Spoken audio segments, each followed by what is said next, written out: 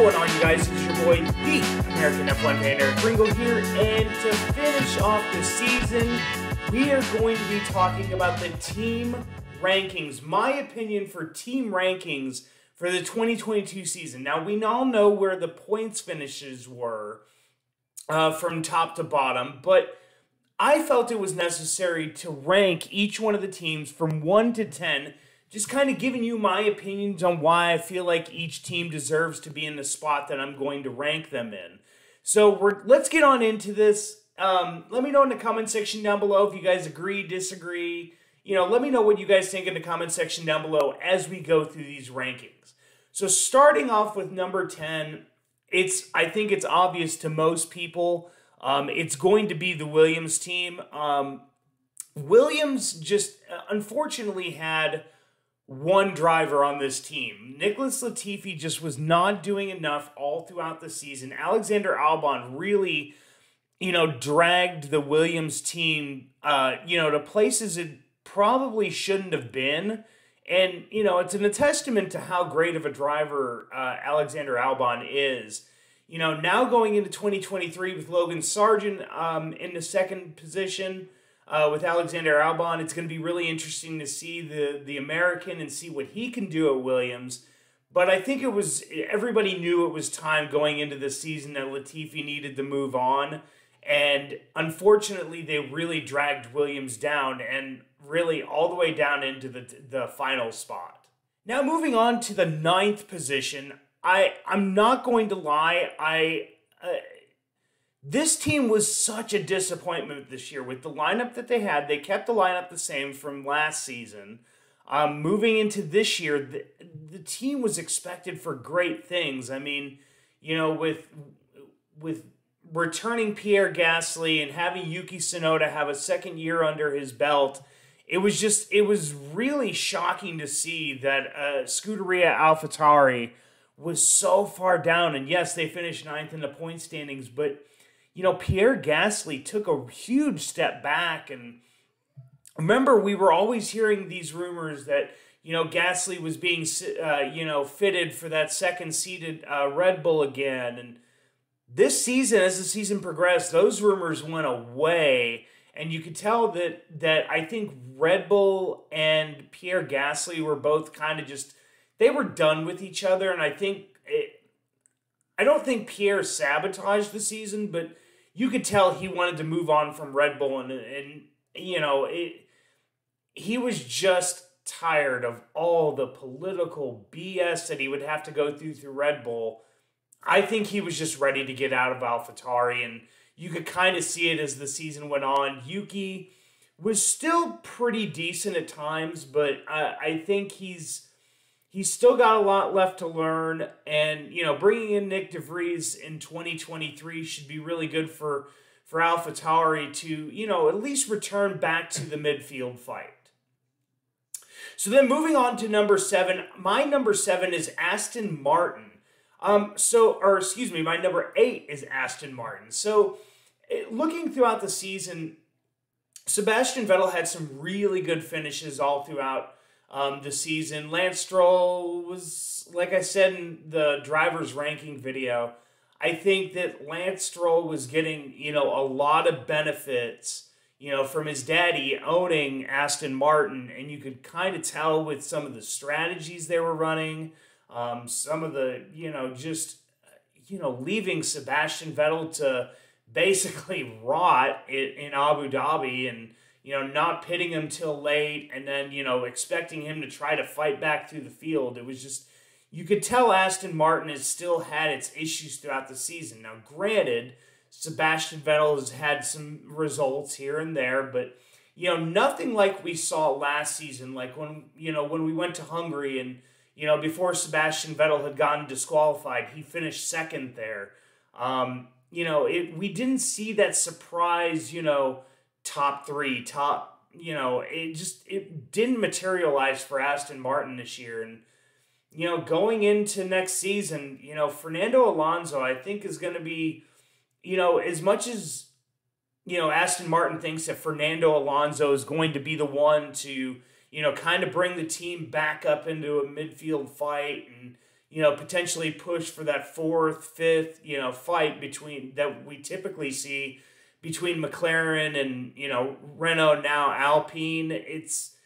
I just don't know. And, I wonder, is Fernando going to be wanting to, take a huge step back to Lance Stroll when we've seen that Fernando Alonso in his 40s is probably one of the better drivers on the F1 grid.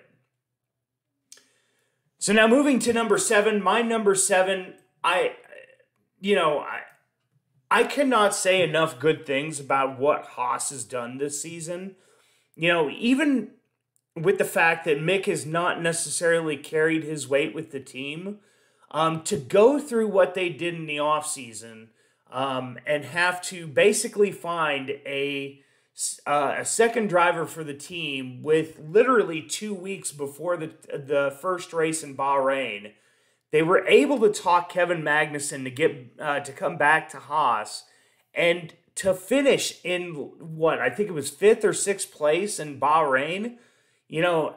Nobody expected Haas to be anywhere this season. I think there were a lot of people that said, they had a lot of, good developments to the car, but they really didn't know how the car was going to react. Then when we got the testing, we saw that, Haas was putting the car, up in a, even led the evening session in a testing session in Bahrain. So, everybody was saying, well, let's wait till we get to the season. And, the first half of the season for Haas, that car was amazing, and they hadn't even brought in any upgrades, and they were almost getting faster and faster throughout the season. They were beating the likes of Mercedes every once in a while. They were able to hold them off. We saw them beating Alpines every once in a while. There for a while, we even saw them, really dominating the McLarens. And then as the season went on and the big, huge upgrade went on the car, it almost seemed like the car got slower. And it just, unfortunately, with the budget cap too, Mick just really hamstrung the team with the big accidents in Saudi Arabia, in Monaco, in Japan. I think they wanted to spend more money, to be able to develop that car. But when you're having to basically replace a whole car, a whole chassis, it really hurts the team in the long run. So my 6th place team on the Formula One, my team rankings, is a team that finished 5th in the standings this season, but you could definitely tell that reliability was a huge factor all throughout the season. And, they're the only team that has this engine in their car, and you would think with that being, them being the only team that has that engine, would think that they'd be able to get on their reliability issues a lot better, and they just really didn't the whole season through. And Alpine just I think a disappointment in the grand scheme of things. I think they expected much bigger things this season, especially after getting Esteban Ocon his first victory of the season last year.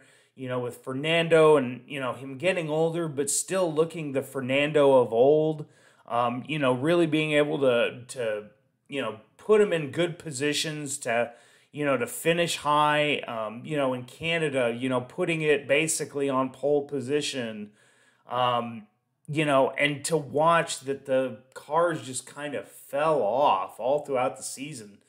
I think Alpine, it should be expected a lot more out of Alpine, and going into the 2023 season, now having two guys, Pierre Gasly and Esteban Ocon, who, rumors are that they don't like each other.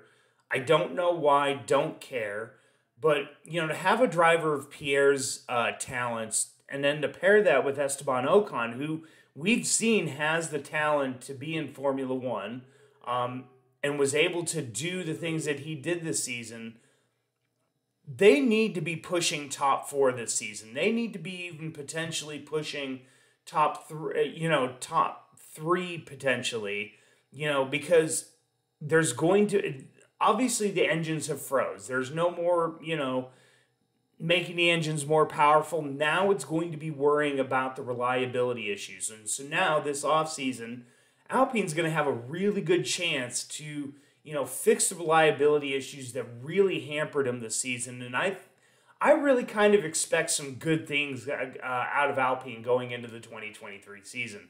But in 2022, they really fell off, and just really shot themselves in the foot over and over again with the reliability issues. And,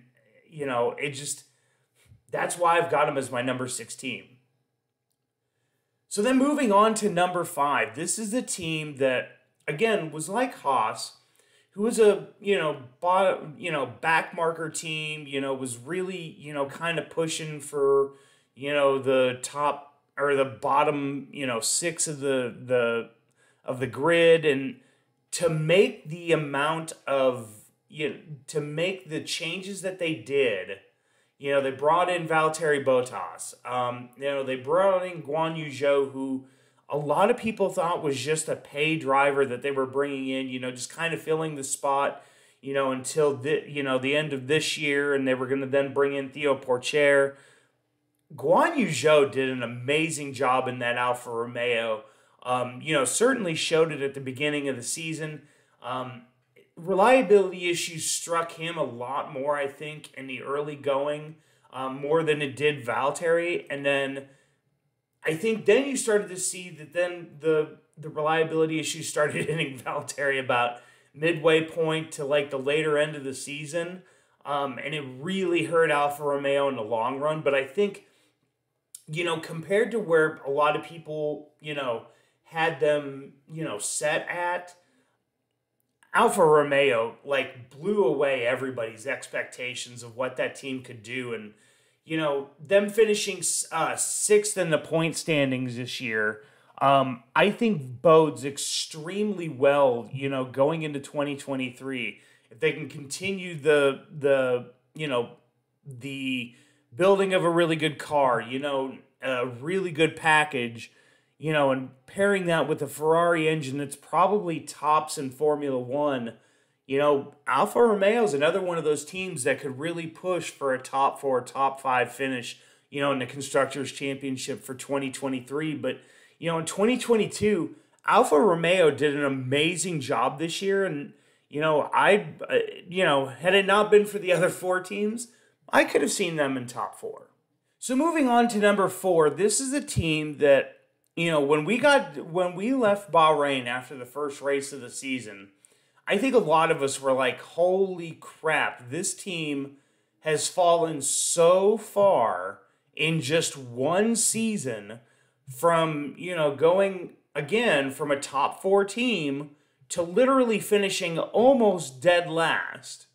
And, to go from that in the first, 3-4 races to then all of a sudden figuring out what was wrong with their car, and then, Lando Norris bringing it into positions, getting it into the, top 5s, fighting for a top 5, fighting for podiums. Yeah, he didn't get one this year, but again, the fact that he was fighting for him, I think was absolutely amazing for McLaren this year. And I think had Daniel Ricciardo been able to kind of wrap his head around what the car was doing this year, then I think they would have definitely been pushing for a top 3 and made that a 4-team fight up there at the top. Because if you'd had both Daniel and Lando going at it, really scoring good points every week, they could have pushed a Mercedes or, whatever the case may be, but I think they could have definitely pushed Mercedes for that 3rd spot. But, McLaren, for all the troubles that they had early on in the season, they did an amazing job down the stretch getting a hold of that car, making the updates that they needed to make that made that car faster and brought it from a backfield team after the first, couple races, the first 3 races, to bring it back to 4th place was absolutely stunning. Great job, McLaren. Now, my number 3 team may surprise some people, but I really think they should be in this position. I could have even, legitimately thought in the back of my mind that I could have put them in 3rd place, just based on, or in 4th place, based on just the absolute moronic team principal that they have running this team right now. And that is Ferrari. Even though Ferrari finished second in the Constructors' Championships, I mean, it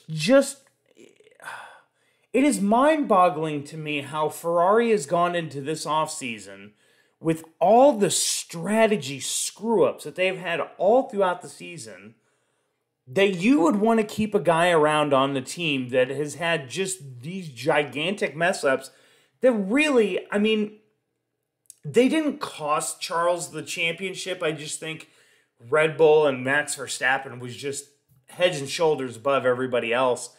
But to not even give him a chance to fight for that championship and just week after week after week put these, weird strategies out there that, no other team is even, thinking about. And you hamstrung your team. You literally hamstrung them to the point that Mercedes almost caught you by the end of the season. You barely finished second. Charles Leclerc finishes over almost 150 points behind Max Verstappen for the World Drivers' Championship. That's just nuts. And,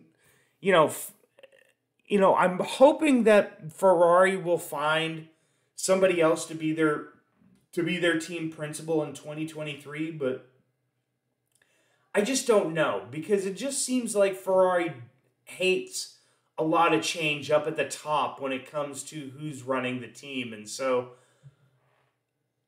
I just don't know about 2023, but 2022 Ferrari, you guys absolutely stunk up the joint. Then moving on to my number 2, it's obviously Mercedes. I think Mercedes, was so consistent all throughout the season. George Russell being basically Mr. Consistent being named Mr. Consistent by the Formula One community, by those in Formula One. It was just amazing to see, and him being able to beat Lewis Hamilton in the points this season, I think really shows that Mercedes is in really good hands going on down the line once Lewis leaves the sport. But, to then see Lewis throughout the season, persevere through, the growing pains of, these new regulations and, putting a car, in spots where, maybe the car didn't necessarily deserve to be. We saw, the double overtake in Silverstone for Lewis Hamilton. We saw Lewis almost win towards the end of the season. George Russell picks up his first victory of his career. Mercedes, has really done an amazing job with this car, even though there were times where I think it looked like Mercedes took 3 steps back with the way they developed their car literally between last season and this season. We thought, potentially Lewis was, getting knocked out in Q1 at times, and we thought, oh God, has Mercedes fallen this far from grace? But I think, the fight that we saw from Mercedes this year and them being able to get up into, basically the top 3 fight, almost overtaking Ferrari, was just absolutely outstanding. And then obviously in my number 1, Red Bull Racing, Max Verstappen just having the season of seasons. And Sergio Perez doing an amazing job on his own as well there at Red Bull. I think all the stars aligned this year for Red Bull. And it was almost perfect that Sergio almost got second place in the Drivers' Championship. But, he just fell a little bit short. But, knowing what Red Bull was able to do this year, going into 2023, Sergio has got to get a lot of confidence now because of what he was able to do this year. Max has obviously, exudes confidence with the fact that he's now a 2-time champ. Red Bull is going to be in this position for quite a while, and Max is going to be a guy that is very likely to potentially win his 3rd championship, going into 2023. But Sergio could push for that second place, or even potentially push Max Verstappen. But we'll have to wait and see going into 2023. But 2022, Red Bull just absolutely wiped the floor with the Formula One grid this year.